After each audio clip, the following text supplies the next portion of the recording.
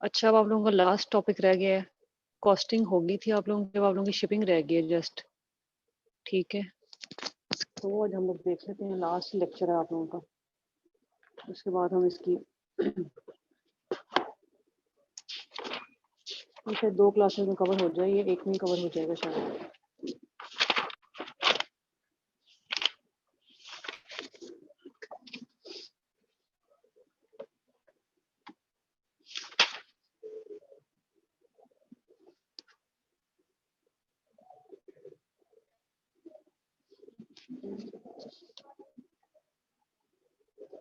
दो मिनट दें बस मुझे।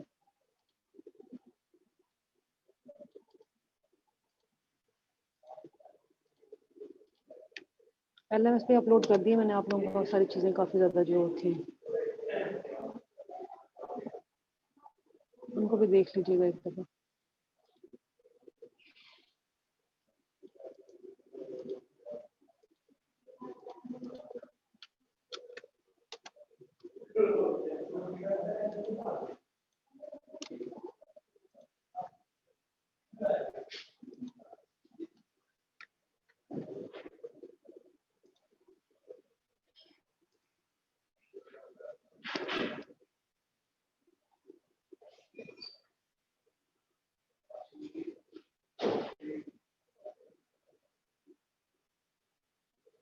अच्छा, पीरियड कॉस्ट पढ़ लिया था लास्ट टाइम हम लोगों ने। पीरियड कॉस्ट,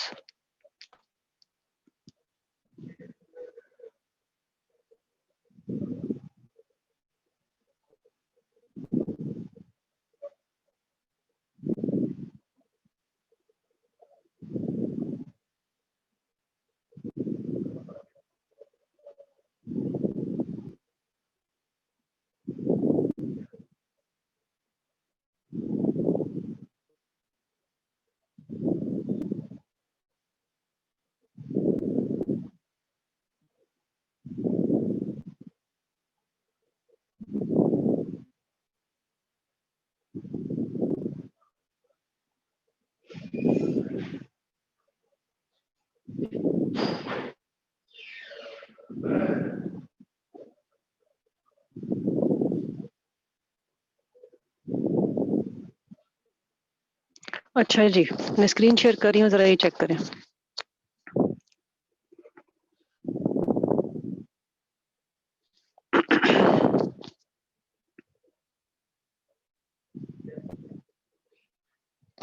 जी, स्क्रीन शेयर हो गई।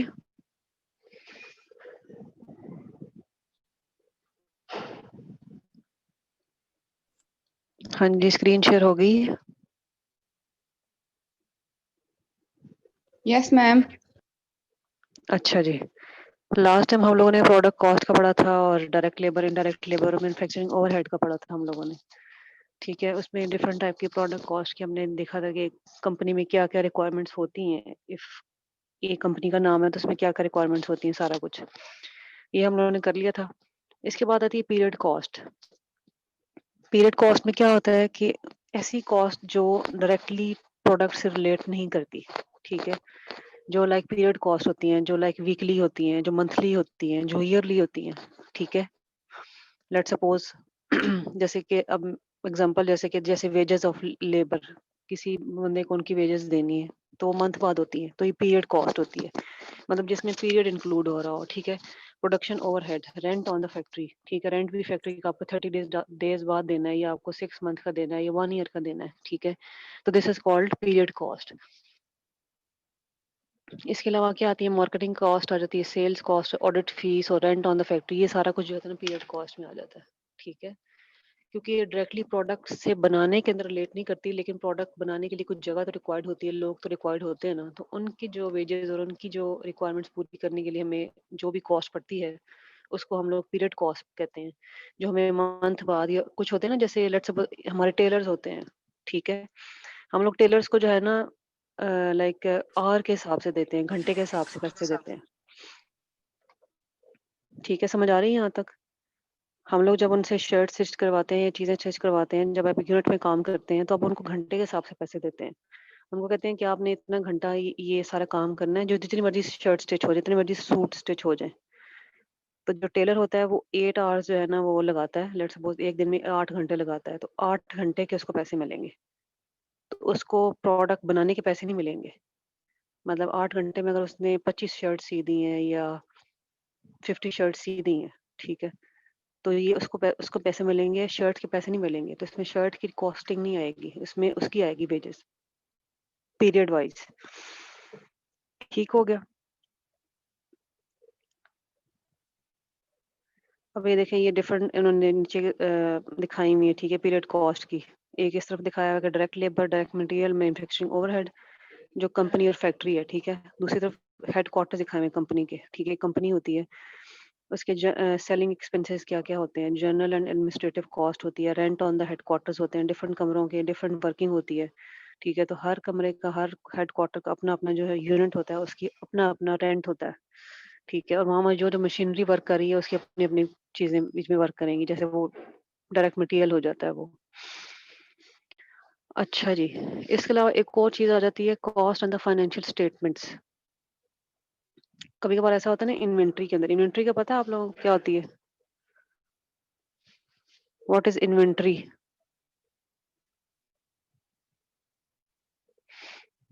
नो मैम, मैम नहीं पता। नहीं पता? इन्वेंट्री वो होती है, जैसे आपने स्प्रेडशीट नहीं बनानी होती जिसके अंदर आपने पूरा हिसाब-किताब लिखना होता है कि लेट्स सपोज़ एक जो चीज़ अगर 50 चीज़ें हैं, ठीक है, और हर चीज़ ₹5 की आ रही है, ठीक है, तो 50 मल्टीप्लाई बाय 5 करके उसको पूरा हम लोग हिसाब-किताब लगाते हैं। मैं आपको ना एक इन्वेंट्री की ना एक शीट दिखा देती हूँ।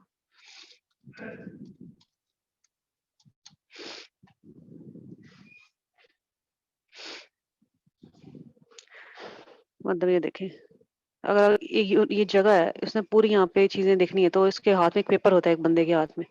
उसे सारी चीज़ें बतानी होती हैं कि ये इतनी, ये यहाँ पे पड़ी है, ये इधर इतनी है, ये इतने की है, ठीक है। तो मैं आपको ना थोड़ा इन्वेंट्री की शीट दिखा देती हूँ।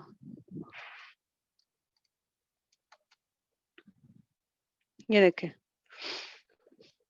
ये नज़र आ रही है आप लोगों को? इस जी मैम। कैटेगरी मॉडल है, आउटबोर्ड है, स्टोरेज है, ठीक, ये सारी इन्वेंट्री की मैनेजमेंट है, ठीक है। तो सारा कुछ जो है ना हिसाब-किताब रखना पड़ता है। अब ऐसे भी होता है इन्वेंट्री के अंदर कि आपने मतलब इस तरह से वेस्टेज हो जाती है ना कि जब आपने कुछ चीज़ें, लेट्स सपोज़ अगर 50 चीज़ें बना ली आपने, ठीक है, इन्वेंट्री के अंदर भी आया है कि भई 50 चीज़ें बनी हैं, ठीक है, और वो टोटल प्राइस उसकी 250 बन रही है, ठीक है, और 1 यूनिट की प्राइस ₹5 है। लेकिन क्या होता है बाद में कंपनी जो है ना वो 20 चीज़ें सेल करती है, ठीक है, पीछे कितनी रह गई? 150। तो $150 जो है ना पीछे बच जाते हैं, मतलब $100 की चीज़ें बिक गई हैं और 150 पीछे रह गए। तो 150 जो है ना वो रिमेन इन्वेंटरी के अंदर रह जाता है। तो उसके जो इतना ज़्यादा हमने पीछे मेहनत की होती है, वो सारा को सारा हिसाब लिखा होता है। वो सम टाइम ऐसा होता है कि इन्वेंटरी के अंदर चीज़ें रह जाती हैं, तो जो चीज़ें नहीं बिकती होती उनकी अलग से कॉस्ट काउंट होती है बीच में। अक्सर ऐसा होता है ना कि जो चीज़ें लाइक सपोज़ किसी ब्रांड ने अपनी सूटिंग की है या शर्ट्स वगैरह बनाई है या ड्रेसेस बनाए हैं, ठीक है, अगर वो 50 ड्रेसेस बनाए हैं, 20 सेल आउट हो गए, 30 सेल आउट नहीं हुए, ठीक है, तो वो उसका थोड़ा उनको नुकसान होगा, ठीक है। बाद में उनको ज़ाहिर पता है उनको सेल में डालना पड़ेगा या किसी और चीज़ में डालना पड़ेगा, तो वो इन्वेंट्री के अंदर भी ऐड हो गया, ठीक है। तो एक ऑटोमेटिकली ना एक थोड़ा-सा लॉस हो जाता है, फाइनेंशियल स्टेटमेंट्स होती है ना वो ज़रा खराब हो जाती हैं, अगर वो पूरी की पूरी चीज़ें वैसी की वैसी बिके ना, ठीक है। ये आप थोड़ा-सा बस आइडिया आपने लेना था इन चीज़ों का। तो कॉस्टिंग जो है ना बेसिकली आप लोग खत्म हो गई है। मैं अब शिपिंग का देख लेती हूँ, आप लोगों को शिपिंग जो है थोड़ा स्टार्ट करवा देती हूँ।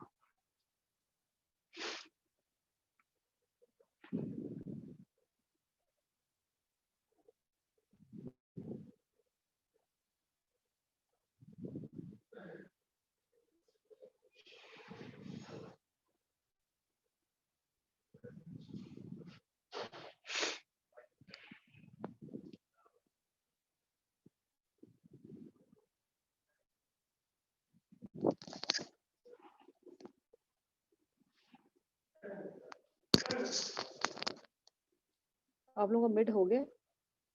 मिड का काम कर लिया आप लोगों ने? सबने? क्योंकि आप लोगों ने मुझे अब एक फाइनल की असाइनमेंट देनी है वैसे।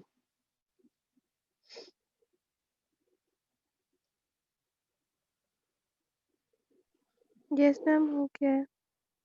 अपलोड कर दिया आप लोगों ने सबने?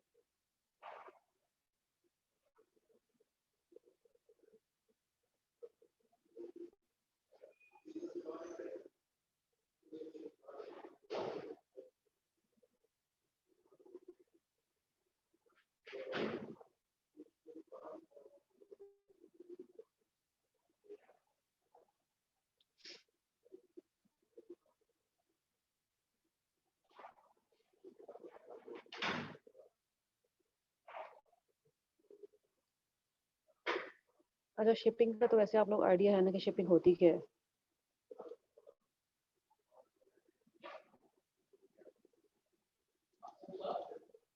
Yes ma'am. मैम ठीक। वो जो लास्ट क्लास में आपने हमें पढ़ाया था, आपने उसका लिंक हमें शेयर किया, जूम लिंक रिकॉर्डिंग का।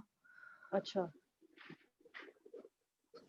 आपने वो शेयर किया है मैम? हाँ जी, मैंने लास्ट क्लास का तो कर दिया मैंने रिकॉर्डिंग्स। जी मैम। वो सारी मैं अपलोड कर देती हूँ वीकली वाइज, तो आप लोग देख लिया करो। ठीक है कल मैम। बैठ के मैंने आप लोगों के सारे स्टूडेंट के प्रोजेक्ट्स भी अपलोड कर दिए, वो भी चेक कर लो सबके, तो जिन जिन के आ गए थे। मैम ठीक। मार्क्स अपलोड किए हैं ना आपने? हाँ जी, नहीं मैंने मार्क्स तो नहीं, मैंने इसके अलावा वैसे भी ना हर किसी के प्रोजेक्ट की वीडियो भी अपलोड कर दी है, ठीक है मैम, तो वो थैंक भी यू। देख लेंगे। हाँ, आप एक दूसरे की तरह काम भी चेक कर लेंगे, एनालिसिस करेंगे किसका कैसा है। ठीक है। और जोफीन बेटा, मैंने आपको कहा था कि आप दोबारा अपनी वीडियो सेंड करें, कर दी है आपने?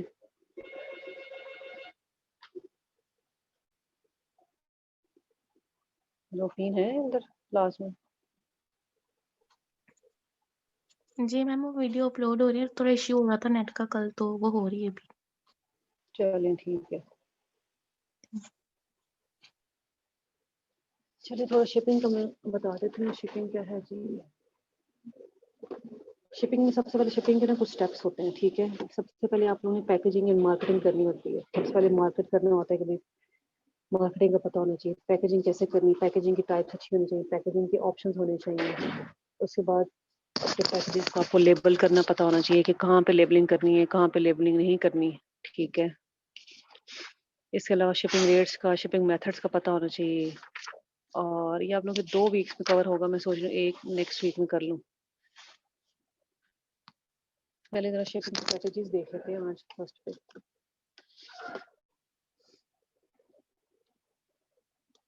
फिर आप लोगों को इंशाल्लाह सारा कोर्स जो है कवर हो जाएगा। समझ तो आई ना आप लोगों को सारी?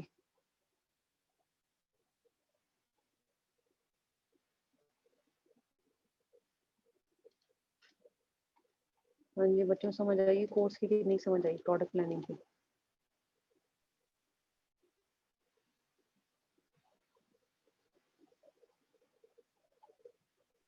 आइए मैम मैम आई, समझ। आइए मैम। कुछ बोलना ही नहीं किसी ने, है ना? पता नहीं सोए पड़े क्या? नाश्ता कर लिया आप लोगों ने?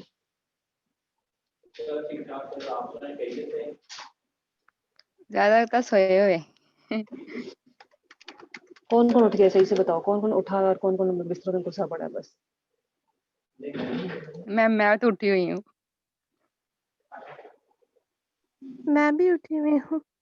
बाकी सारे लॉकडाउन एंजॉय कर रहे हैं, कोई मतलब नहीं। मैं भी उठी हुई हूँ। आवाजों सबसे, सबकी आवाजों से पता चल रहा है।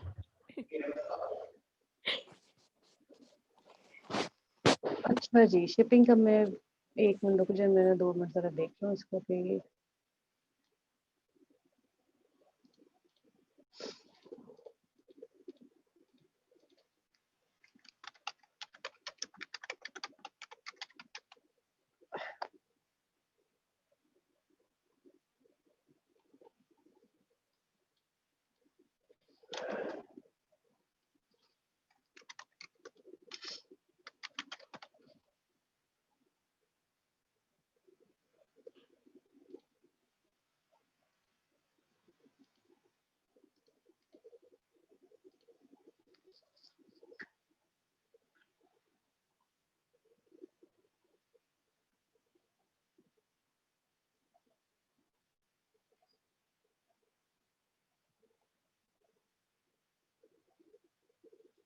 अच्छा, कुछ मैं टर्म्स एंड टर्मिनोलॉजीज आप लोगों को शेयर करने लगी हूँ शिपिंग की।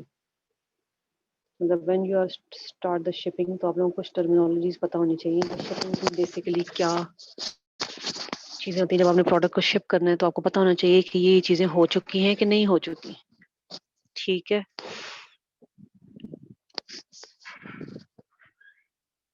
अच्छा जी, ये कुछ चीज़ें बीच में ये स्क्रीन शेयर हो गई आप लोगों को।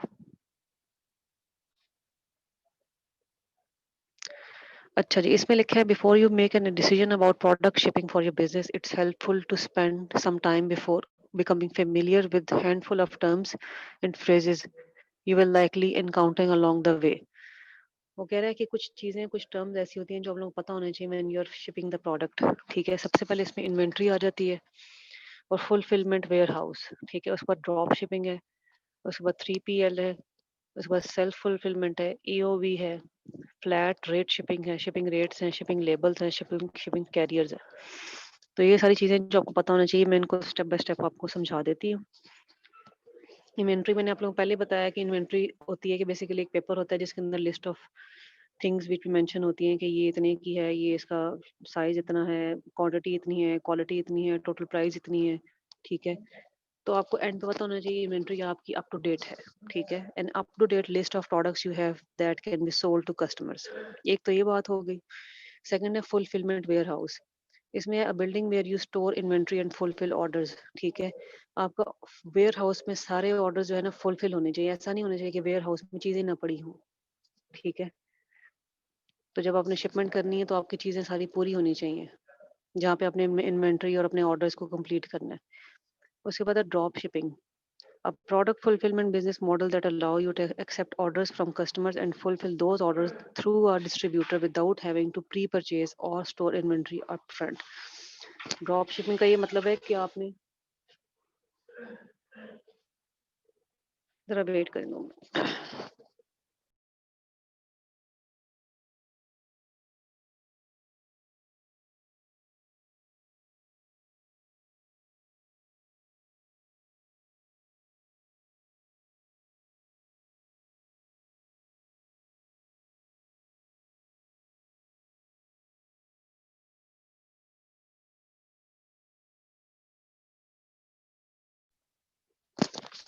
हाँ जी, ड्रॉप शिपिंग का ये है कि आपने प्रोडक्ट जिस कस्टमर ने मंगवाई है वो आपने प्रोडक्ट उसके डोर स्टेप पे उसको प्रोडक्ट दे देनी है विदाउट एनी डिस्ट्रीब्यूटर के वो पहले स्टोर से उठाए और फिर वो करे और फिर आगे आ जाके दे। मतलब कि इतने लोगों का नहीं होना चाहिए।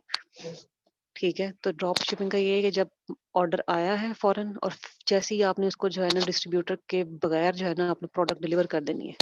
इससे क्या होता है with this type of product fulfilment you don't own pre purchase और store inventory upfront. Instead, you only pay for product once you receive orders from the customer, and then you drop shipping vendor fulfill orders and ship product to customers for you.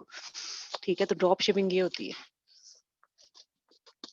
अच्छा जी, उसके बाद है 3PL, third party logistic provider also known as 3PL। Store your inventory for you and fulfill orders, but they do not own your products. एक ऐसा होता है ना, जैसे होता है ना कि जैसे कोई एक प्रोडक्ट कंपनी होती है। ठीक है, अक्सर आप लोगों ने देखा होगा कुछ लोग जो है ना, मतलब मुझे ऐसा लगता है कि जो थर्ड पार्टी होती है, ठीक है, जैसे वो कॉपीज या वो उसी ब्रांड की चीजें सेल आउट कर रही होती है। जैसे निशात के कह रहे थे निशात का जी ओरिजिनल है जी, ये इसका ओरिजिनल है, ये फलाने का ओरिजिनल है। तो बेसिकली थर्ड पार्टी लोग होते हैं, ठीक है, जो प्रोडक्ट्स ले लेते हैं लेकिन ये वो ओन नहीं करते, वो जस्ट वो आपकी चीजों को बेचते हैं। ठीक है, तो they essentially act as a outsource inventory management, shipping or optimization and order fulfillment arm for your in e-commerce business. तो ये उस तरह के लोग होते हैं जो डायरेक्टली प्रोडक्ट को ओन नहीं करते बल्कि वो सेल आउट में हेल्प करते हैं। ठीक हो गया। अच्छा जी, उसके बाद सेल्फ फुलफिलमेंट है। Self fulfillment is another way to manage and fulfill product orders. ठीक है, with this type you are storing, managing and sending out inventory on your own, either from your house or your place of business. Self fulfilment का मतलब होता है कि जिस बंदे ने प्रोडक्ट को सेल करना है, ठीक है, उसके पास सारे रिसोर्सेज अवेलेबल होते हैं, चाहे वो घर से भी अवेलेबल कर सकता है बिजनेस और वो अपनी बिजनेस प्लेस से भी कर सकता है। ठीक है, तो इसका मतलब ये होता है कि जैसे रिकॉर्ड्स नहीं रखता तो कोई अपने बंदा अपने पास, मतलब हर चीज का रिकॉर्ड होना उसके पास, वो स्टोर भी करता है, मैनेज भी करता है और इन्वेंट्री भी सब कुछ होती है उसके पास। तो ये बेसिकली जो बंदा प्रोडक्ट सेल आउट कर रहा है उसके पास अपनी चीजें होनी चाहिए उसके पास, तो ये सेल्फ फुलफिलमेंट होती है। अच्छा जी, उसके बाद जी है AOV। AOV stands for average order value, a metric that e-commerce business owners use when making key business decisions that could impact or influence further future growth, such as where to set your free shipping threshold। अब AOV है basically कि आप लोगों ने free shipping का जो procedure है वो कैसे आगे कंटिन्यू करना है, ठीक है। इसमें क्या आ जाता है, the average total of every order place within a merchant order defined period of time to calculate your average order value, you take your revenue and divided by number of orders over a defined period of time. अब इसमें ये होता है कि इसमें let's suppose आप बहुत ज़्यादा ह्यूज किस्म का बिजनेस कर रहे हैं, ठीक है, और आप लोग फ्री शिपिंग भी देना चाह रहे हैं, लेकिन आपके पास प्रोडक्ट्स बहुत ज़्यादा भी पड़ी हुई हैं, तो फिर आप क्या करते हैं, फिर आपके पास जितनी भी डाटा, जितना भी मटेरियल, जितना भी प्रोडक्ट आइटम्स पड़े होते हैं ना, उनको अपने टोटल नंबर ऑफ ऑर्डर से डिवाइड कर देना है। लेट्स सपोज अगर आपके पास 1000 आइटम्स पड़े हुए हैं और आपके पास 50 ऑर्डर्स है, तो 50 से उसको डिवाइड कर दो, ठीक है, और उससे जो है ना एक एवरेज अमाउंट निकाल लो और उसको फिर डिवाइड कर दो सब टाइम के ऊपर, एक स्पेसिफिक टाइम के ऊपर। इस टाइम के अंदर हम जो है ना हमने लोगों को फ्री शिपिंग देनी है, ठीक हो गया।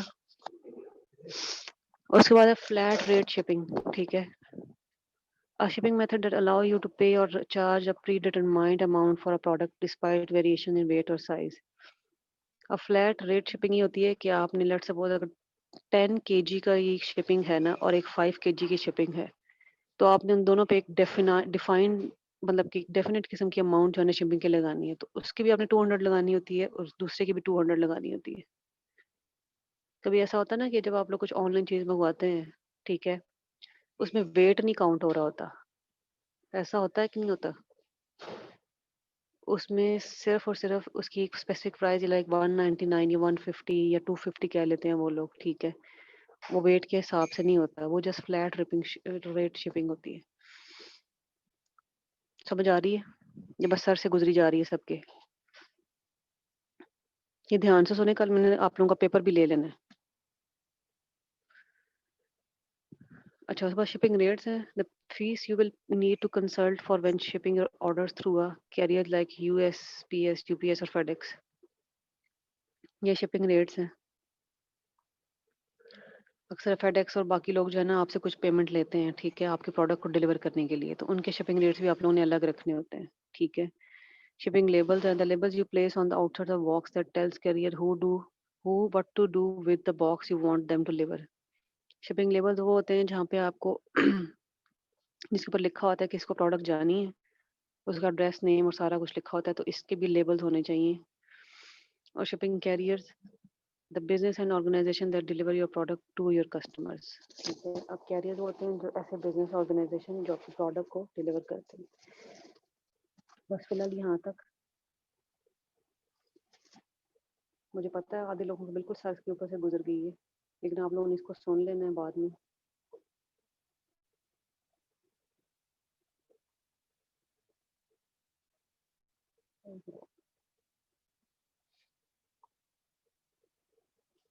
मैम ये ये वो जो आप सारा पढ़ा रही हैं ये आप अपलोड LMS पे कर देती हैं, ये जो वेबसाइट हैं सारी?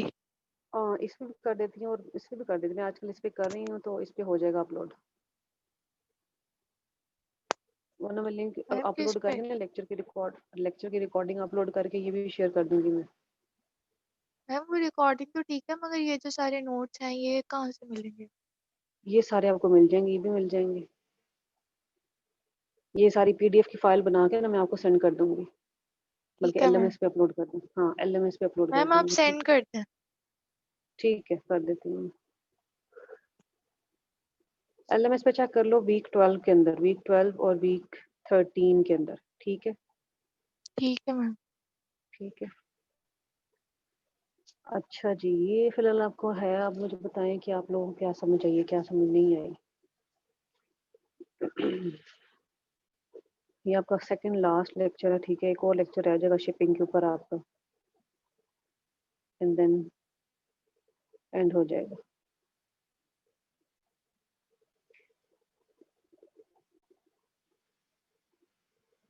चल मैं अटेंडेंस देख लूँ जरा।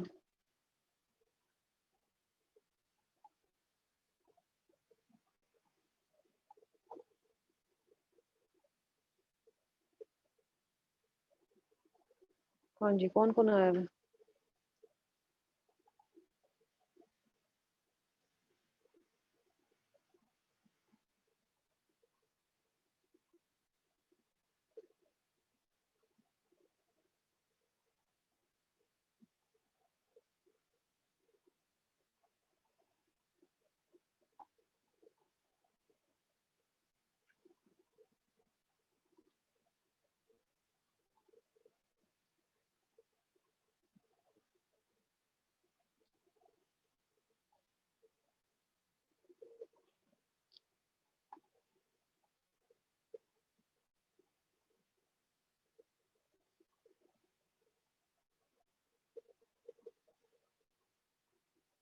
छह बच्चे नहीं आए हुए, इधर हैं 6 बच्चे।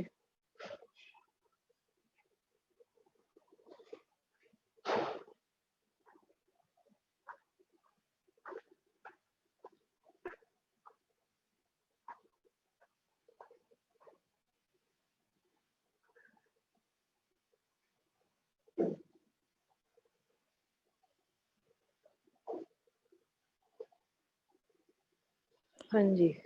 मैम हमारी रेगुलर क्लासेस कब स्टार्ट होंगी, आपको कोई आइडिया है?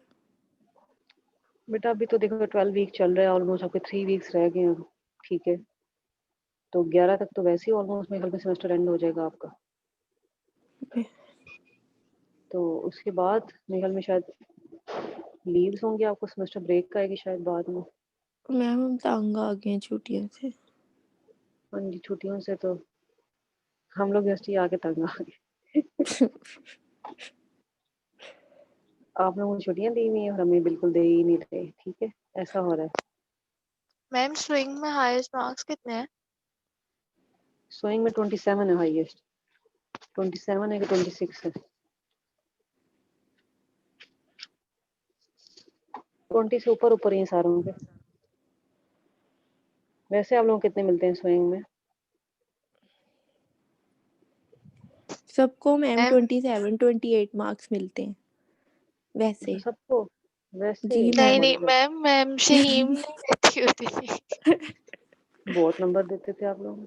कितने हम अच्छे हैं ना मैम। हाँ जी, नहीं नहीं, तो 2-3 बच्चों के मैम बहुत ज्यादा आपने अच्छे थे। बहुत टाइट मार्किंग की है। अच्छा, जी मैम, इतना कोरोना फैल गया, मार्क्स तो दे दें, वैसे ही हम लोग गरीब हैं, ऊपर से क्या नाम है, कोरोना की वजह से हमारी डिग्री भी जाया हो गई है। अब ने नहीं हमें नहीं, चले ही जाना है ऐसे। चलो कुछ नहीं होता। तो मैंने अभी आप लोगों की एक प्रोजेक्ट रखा हुआ है, एक प्रोजेक्ट जो आप लोगों का फर्स्ट वाला है। मैम उसमें दिल उसमें मुझे, खोल के मार्क्स दीजिएगा, हाँ, ठीक है? उसमें मैं दिल खोल के कुछ कर दूंगी। ठीक है, ताकि हम आपको याद रखें कि एक नहीं, मैम थी तुम लोग जिसने मुझे हमारा नहीं याद कोरोना में बहुत साथ दिया था।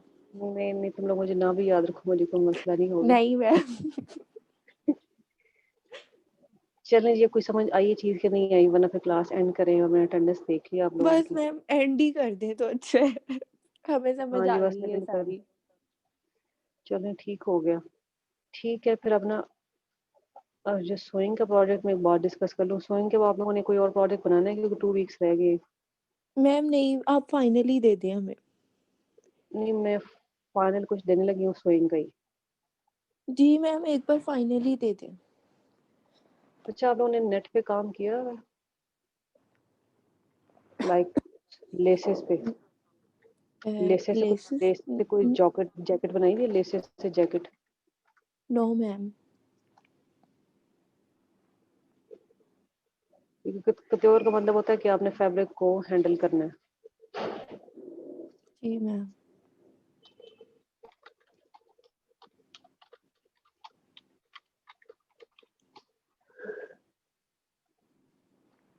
लेट्स सपोज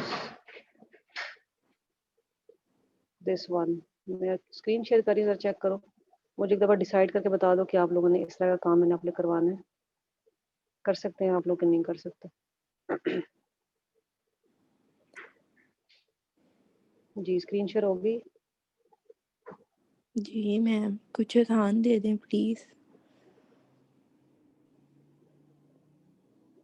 नहीं, आप लोगों को डिफिकल्ट फैब्रिक को हैंडल करना नहीं आता तो फिर, और दूसरी बात है कि आप लोगों ने लाइनिंग्स कैसे लगाई हैं आप लोगों ने? सिवाय 3-4 बच्चों की लाइनिंग, किसी ने अच्छी लाइनिंग नहीं लगाई। आप लोगों ने बिल्कुल वो लोकल वाली लाइनिंग नहीं होती, वो आप लोगों ने लगाई हुई थी। मैम वो कपड़ों के अंदर वाला कपड़ा जो होता हाँ है। जी, बिल्कुल लाइनिंग के तो ना बैक साइड से कोई स्टिच नजर नहीं आना चाहिए, कोई सीम नजर नहीं आना चाहिए। आप लोगों को सबके इतने बड़े बड़े धागे निकल रहे हैं और सीम्स नजर आ रही है सारी की सारी। ऐसी मैम लाइनिंग फिर तो ऑनलाइन क्लास में यही सब कुछ होता है। नहीं नहीं, ये नहीं करना। ये जिन जिन लोगों ने ऐसा किया ना, उनके मार्क्स कटे हैं। मैम मेरे तो नहीं धागे नजर आ रहे थे। ये कौन, मेरा कौन है, ये कौन है? ये तूबा है। हाँ जी, नहीं आपके नहीं आ रहे थे, लेकिन कुछ बच्चों के बहुत ज्यादा आ रहे थे।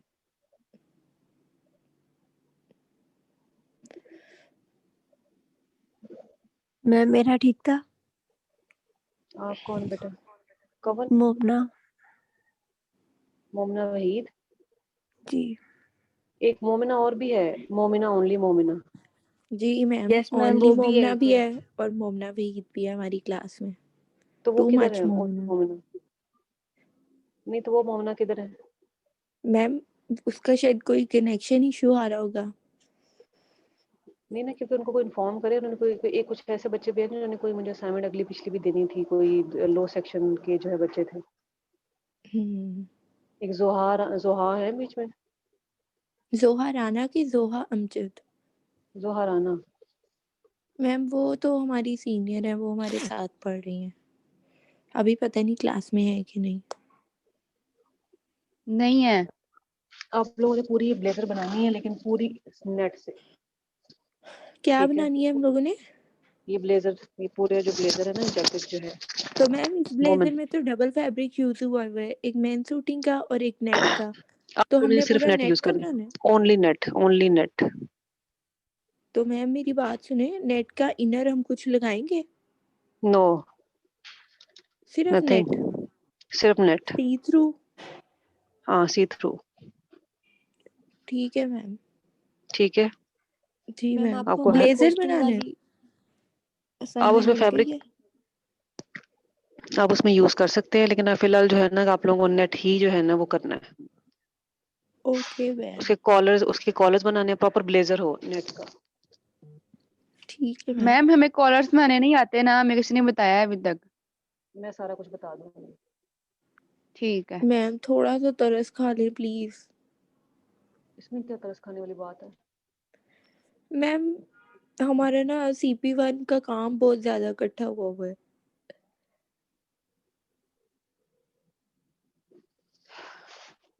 फिर आप लोग क्या करेंगे? फिर आप लोग एक प्रोजेक्ट और करने हैं, क्योंकि फिलहाल अभी आप लोग एक प्रोजेक्ट में सबमिट करवाया है, तो मैंने मार्क्स पूरे करने हैं आप लोगों के। फिर आप लोग ही बता दें क्या सूटेबल असाइनमेंट है आप लोगों के लिए। चलो सब लोग बताओ बच्चों, क्या करें?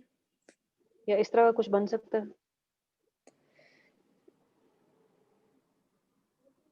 मैम कोई मैम कोई लाइनिंग के इजी बगैर वे वाली देते हैं चीज दे दो। क्योंकि घर में बनाना है ना, इसलिए।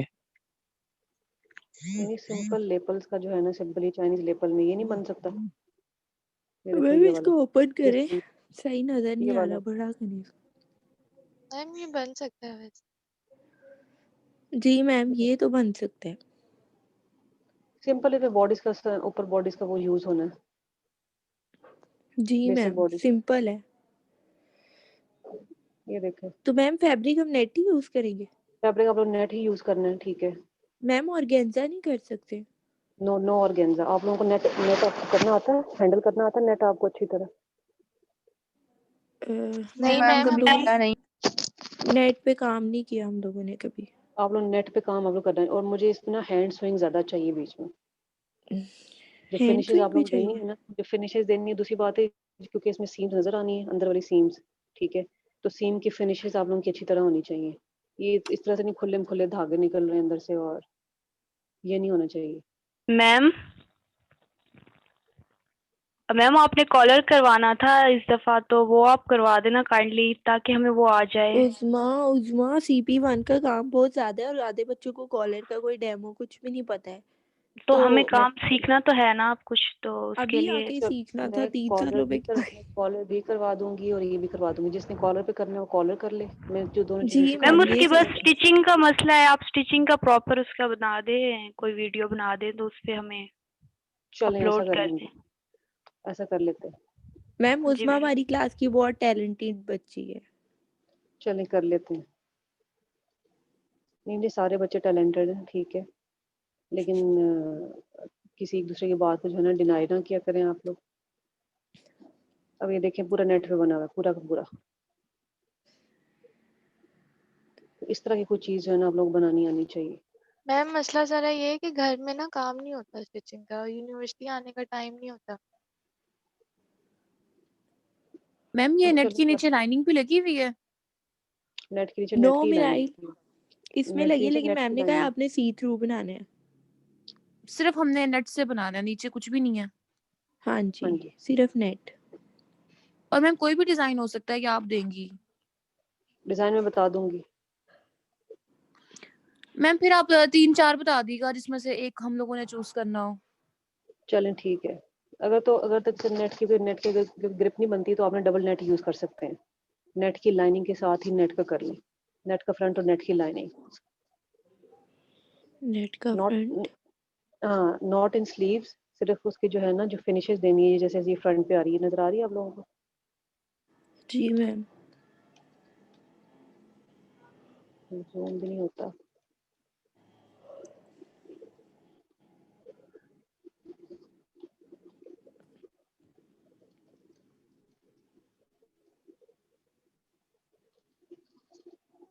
एक मिनट रुको जरा।